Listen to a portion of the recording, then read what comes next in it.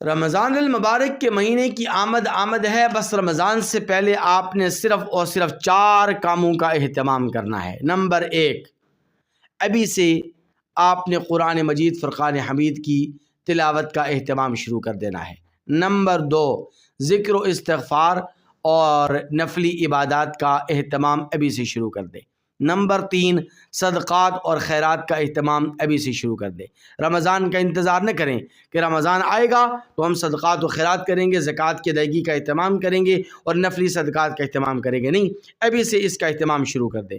اور نمبر 4، جو سب سے زیادہ اہم کام ہے، وہ یہ کہ اللہ تبارک و تعالیٰ کے سامنے توبہ استغفار کریں اور اللہ تبارک و تعالیٰ سے اپنے گناہوں کی بخشش کروا لیں قبل اس کے کہ رمضان المبارک کی رحمتوں کا نزول ہو۔